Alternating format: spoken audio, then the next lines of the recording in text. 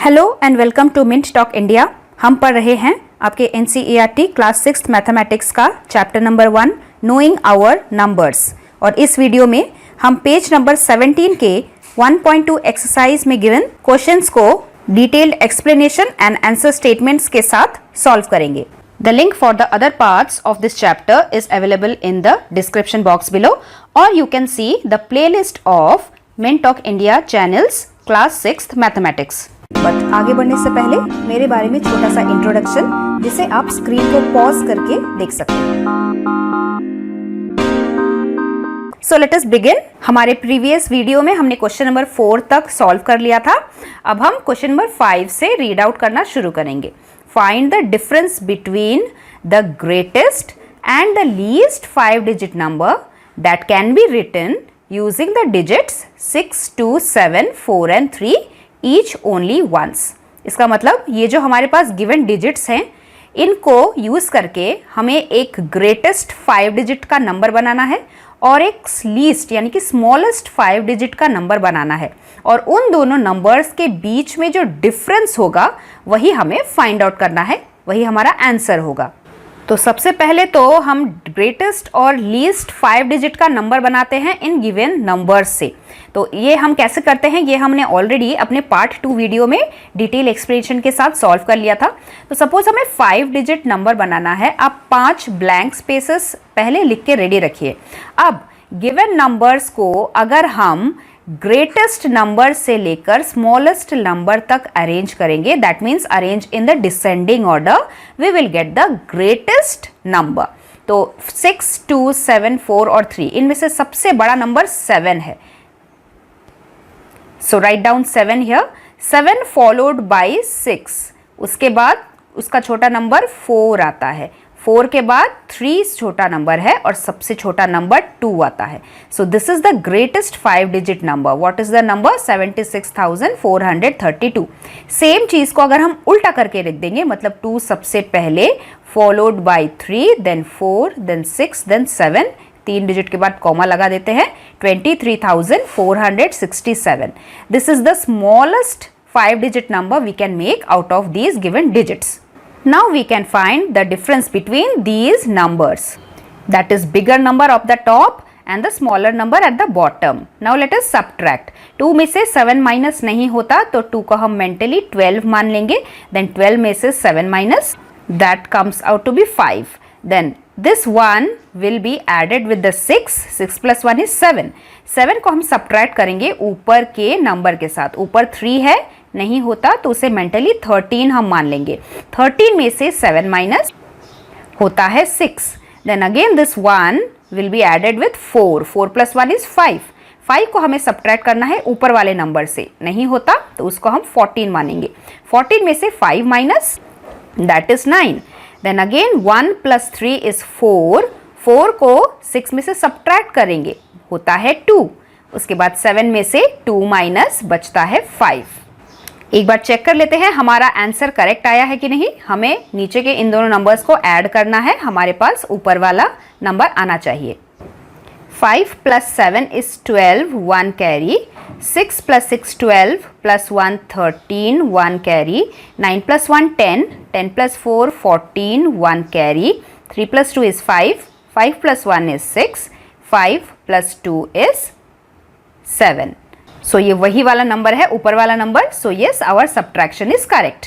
The difference between the greatest and the least 5 digit number using those digits were 52,965 answer. So the difference between the greatest and the least 5 digit number using the given digits is 52,965। Let us read the next question, number 6. A machine on an average manufactures 2,825 screws a day. एक machine है factory में, वो औसतन एक दिन में इतने सारे स्क्रूज को मैन्युफैक्चर करती है, मतलब तैयार करती है। स्क्रूज कुछ ऐसे होते हैं जैसे आप इस फोटो में देख सकते हैं, इनका इस्तेमाल आपने अपने घर में ज़रूर किया होगा। तो एक दिन में एक मशीन 2,825 इस तरीके के स्क्रूज को बनाती है। क्वेश्चन पूछ रहे हैं how many screws day it produced in the month of January 2006. तो अगर एक दिन में ये मशीन इतने सारे स्क्रूज बनाती है, जनवरी 2006 के महीने में इस मशीन ने कितने सारे स्क्रूज बनाए होंगे। जनवरी मंथ में कितने डेज होते हैं हम अपने नकल्स में काउंट करके बता सकते हैं ना, वैसे ही 31 डेज होते हैं। तो अगर एक दिन में इतने सारे स्क्रूज बनते हैं तो 31 डेज में कितने सारे स्क्रूज बनते होंगे। We will multiply 31 with this number. सबसे पहला statement, number of screws manufactured in a day is 2825 and number of days in the month of January is 31.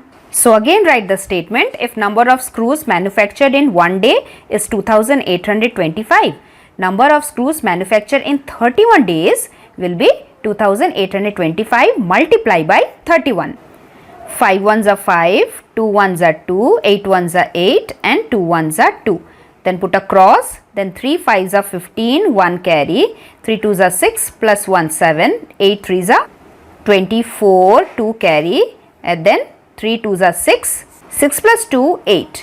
करते हैं इनको add, 5, 5 plus 2 7, 8 plus 7 15, 1 carry, 4 plus 2 6, 6 plus 1 7 and then 8 remaining. 3 digit के बाद comma लगाते हैं, क्या आंसर आया 87,575 screws. So our answer statement, the number of screws manufactured in the month of January is 87,575 screws. Next question number 7. A merchant had 78,592 rupees with her.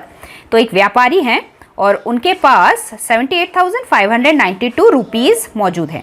She placed an order for purchasing 40 radio sets at rupees 1,200 each.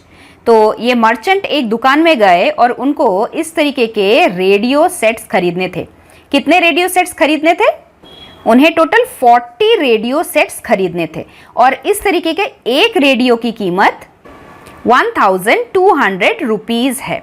Each का मतलब एक radio की कीमत for one. अब हमें पूछ रहे हैं how much money will remain with her after the purchase. तो वैसे तो एक रेडियो की कीमत अगर 1,200 रुपीज है तो सबसे पहले तो हमें निकालना पड़ेगा कि 40 रेडियो सेट्स खरीदने के लिए मर्चेंट को कितने पैसे स्पेंड करने पड़ेंगे, कितने पैसे दुकान को देने पड़ेंगे। और इतने पैसों में से उन 40 रेडियोस की कीमत देने के बाद मर्चेंट के पास कितना पैसा बच जाएगा, रिमेनिंग रह जाएगा, वही हमें क्वेश्चन में आंसर निकालना है। जैसे फॉर एग्जाम्पल आप मार्केट में जाते हैं, मान लीजिए आपके पास 10 रुपी का नोट है और आपने 2 चॉकलेट खरीदा जिसकी कीमत 6 रुपीज है। So what you do, you give this 10 rupee note to the shopkeeper. दुकानदार इस 10 रुपए के नोट में से 6 रुपए अपने पास काट लेता है, रख लेता है और आपको कुछ बैलेंस दे देता है ना। तो बैलेंस फाइंड आउट करने के लिए हम क्या करते हैं, 10 में से 6 को सब्ट्रैक्ट करते हैं और फिर जब हमारे पास 4 रिमाइंडर आ जाता है सब्ट्रैक्शन के बाद, यही आपके पास वो रिमेनिंग वाली अमाउंट होती है। सिमिलरली इस क्वेश्चन में भी हमें वो रिमेनिंग वाली अमाउंट पूछ रहे हैं कि इतने पैसों में से रेडियो का खर्चा निकालने के बाद मर्चेंट के पास कितना पैसा बचेगा। So statement number 1, amount of money that the merchant had 78,592 and cost of one radio set is rupees 1,200. So cost of 40 radio set will be rupees 1,200 multiplied by 40, which we can do mentally also. 12 4s are 48 होता है और उसके बाद बाकी कितने zero बचे, 3 zero, वो हम डायरेक्टली लिख सकते हैं। 3 डिजिट के बाद कॉमा लगाते हैं, आंसर कितना आया 48,000 is the cost of 40 radio set. लेकिन क्वेश्चन में हमें रेडियो का कॉस्ट नहीं पूछा, हमें ये पूछ रहे हैं कि इतने अमाउंट में से जब वो रेडियो खरीद लेंगे तो उनके पास रिमेनिंग कितना बचेगा। So for that we will do subtraction. So money that will be remaining with the merchant will be 2 में से 0 माइनस बचा 2, 9 में से 0 माइनस 9 ही बचेगा, 5 में से 0 माइनस 5 ही बचेगा, 8 minus 8 is 0 and 7 minus 4 is 3. So our answer is, comma लगाने के बाद 30,592 रुपीज मर्चेंट के पास रिमेनिंग बच जाएगा. Let us right the statement. Money that will be remaining with the merchant will be rupees 30,592. Next is question number 8. A student multiplied 7,236 by 65 instead of multiplying by 56. एक बच्चे को 7,236 number जो है वो 56 के साथ मल्टीप्लाई करना था, लेकिन उसने बदले में क्या कर दिया, 65 के साथ मल्टीप्लाई कर दिया. तो इसने तो ये गलत कर दिया, रॉन्ग हो गया. Your question is by how much was his answer greater than the correct answer. तो यहाँ पे ये जो 65 है ये 56 से बड़ा नंबर है. तो नेचुरली 7,236 को जब हम 65 से मल्टीप्लाई करेंगे तो वो जो आंसर आएगा वो ग्रेटर ही नंबर होगा 56 से मल्टीप्लाई करने के बजाय. तो आपका क्वेश्चन ये है कि ये जो मल्टीप्लाई करने के बाद आंसर आ रहा है ये कितना ग्रेटर है करेक्ट आंसर से. सो सम स्टूडेंट्स में से कि आप 65 में से मल्टीप्लाई कर लीजिए, उसके बाद 56 से भी मल्टीप्लाई कर लीजिए और फिर दोनों को कंपेयर कर लीजिए कि ये तो बड़ा है ही, ये इससे कितना बड़ा है, तो हम सब्ट्रैक्ट करके पता कर सकते हैं. बट इस क्वेश्चन का ट्रिक ये है जो जिससे आपको हिंट भी दिया हुआ है, do you really need to do both the multiplications. क्या हमें सच में इन दोनों मल्टीप्लिकेशंस को करके देखना पड़ेगा कि ग्रेटर आंसर क्या है? ऐसा जरूरी नहीं है. Let me explain this to you with the help of a small example. मान लीजिए आपको 5 मल्टीप्लाई बाई 2 करना है 2, लेकिन आपने गलती से 5 मल्टीप्लाई बाई 5 कर लिया. तो एक्चुअली में आपका आंसर 5 2 10 आना चाहिए था, जबकि ग्रेटर नंबर आ गया, बाय मिस्टेक ज्यादा नंबर आ गया, 5 5 25 आ गया, जो कि रॉन्ग है. करेक्ट आंसर तो 10 होना चाहिए था. तो यहाँ पे tell me one thing first, हमने 2 में कितना ज्यादा मल्टीप्लाई कर लिया. 2 से कितना ज्यादा बड़ा नंबर है 5, 3 ज्यादा बड़ा है, क्योंकि 2 में हम अगर 3 ऐड करेंगे तो हमारे पास 5 आएगा. दैट मीन्स हमने 3 टाइम्स एक्स्ट्रा मल्टीप्लाई कर दिया है 5 को. 3 टाइम्स एक्स्ट्रा अगर हम 5 से मल्टीप्लाई करेंगे तो ये नंबर कितना एक्स्ट्रा है, टोटल 15 एक्स्ट्रा काउंट कर लिया है हमने हमारे आंसर में. दैट मीन्स ये 5 5 25 जो हमारा रॉन्ग आंसर आ रहा था, इस रॉन्ग आंसर में कितना एक्स्ट्रा है, 15 एक्स्ट्रा है. तो अब बताइए क्या ये 2 मल्टीप्लिकेशन अलग अलग करने की ज़रूरत है? ये करने की ज़रूरत तो बिल्कुल भी नहीं है. सिर्फ एक बार हम मल्टीप्लिकेशन कर लेंगे तो ही हमारे पास हमारा आंसर आ जाएगा. हमारा करेक्ट आंसर क्या होना चाहिए था? हमारा करेक्ट आंसर 10 होना चाहिए था, लेकिन हमने इसमें एक्स्ट्रा 15 बाय मिस्टेक ऐड कर लिया और हमारा आंसर आ गया था 25, जो कि है रॉन्ग. अब क्वेश्चन में आपको पूछ रहे हैं by what number our answer is greater than the correct number. So our this answer is greater by 15 than the correct number. तो इसके लिए हमें अलग अलग मल्टीप्लाई करने की कोई ज़रूरत नहीं है. जो नंबर है उसको हमने कितना ज़्यादा एक्स्ट्रा मल्टीप्लाई कर लिया है, हम वो डिफरेंस फाइंड आउट कर लेते हैं और उस डिफरेंस को सिर्फ एक ही बार हमारे उस बड़े वाले नंबर के साथ मल्टीप्लाई कर देते हैं, तो हमारे पास हमारा आंसर आ जाएगा. Similarly we will write our statement. The student's wrong multiplication was 7,236 multiply by 65. 65 गलत उसने कर दिया था, जबकि उसका करेक्ट मल्टीप्लिकेशन होना चाहिए था 7,236 मल्टीप्लाई बाय 56. अब 65 कितना बड़ा नंबर है 56 से? आप 65 में से 56 को सब्ट्रैक्ट कर लीजिए. 65 9 बिगर नंबर है, 9 ग्रेटर है देन 56 के. दैट मीन्स इस बच्चे ने 7,236 को 9 टाइम्स ज़्यादा बार मल्टीप्लाई कर दिया था और इसी की वजह से रॉन्ग आंसर आ गया था. उसे करना चाहिए था 56 के साथ मल्टीप्लाई, लेकिन कर दिया उसने 65 के साथ. तो कितना ज़्यादा किया? 9 टाइम्स ज़्यादा कर लिया. तो अब हम निकालेंगे कि 9 टाइम्स 7,236 कितना होता है. उतना ही ज़्यादा रॉन्ग इस बच्चे का आंसर आया है. The student's wrong answer was greater by 7,236 multiplied by 9, and that is 6 9s are 54, 5 carry, 9 3s are 27 plus 5 होता है 32. 2 लिख के 3 carry. Then 9 2s are 18, 18 plus 3, 21 to carry. And then last 9 7s are 63, 63 plus 2 होता है 65. So our answer is 65,124 greater आया है, wrong आया है हमारे करेक्ट आंसर से. तो स्टूडेंट ने जो आंसर निकाला था, his answer is 65,124 greater than the required correct answer. So I hope आपको अभी समझ में आया होगा कि क्वेश्चन में हिंट क्यों दिया हुआ था. क्या 2 बार मल्टीप्लाई करना जरूरी था? बिल्कुल भी नहीं. सिर्फ 1 बार मल्टीप्लाई करके ही हम करेक्ट आंसर निकाल सकते हैं.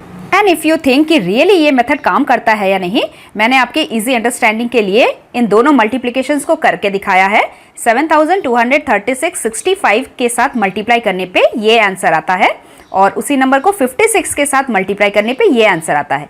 बच्चे का करेक्ट आंसर आना चाहिए था ये, लेकिन उसने रॉन्ग आंसर निकाल लिया ये, जो कि है बड़ा नंबर. कितना बड़ा नंबर था? तो हमने उसे कर दिया सब्ट्रैक्ट. बड़े वाले नंबर से इस छोटे वाले नंबर को सब्ट्रैक्ट कर दिया. हमारे पास आंसर आया 65,124. That means our student's answer was 65,124 greater than the correct answer. और यही चीज हमने हमारे इस मेथड से ही निकाला 65,124. तो एक ही बार मल्टीप्लाई करना हमारे लिए काफी है. So dear students, my aim in Mintalk India channel is not only to provide you the correct answer but to explain you the proper way of finding out the answer. तो इसीलिए ये video हम यहीं पे stop करते हैं. आगे के जो 4 क्वेश्चंस है, क्वेश्चन 9, 10, 11, 12 हम अपने नेक्स्ट पार्ट में डिस्कस करेंगे, ताकि मैं इसी तरह आपको डिटेल में एक्सप्लेन करके बता पाऊँ कि किस क्वेश्चन का आंसर हमने किस तरीके से निकाला है. So we will meet very soon. Stay tuned to Mintalk India channel. Thank you very much and God bless you all. Thanks for watching and do like, share, subscribe our channel Mint Talk India for more upcoming videos.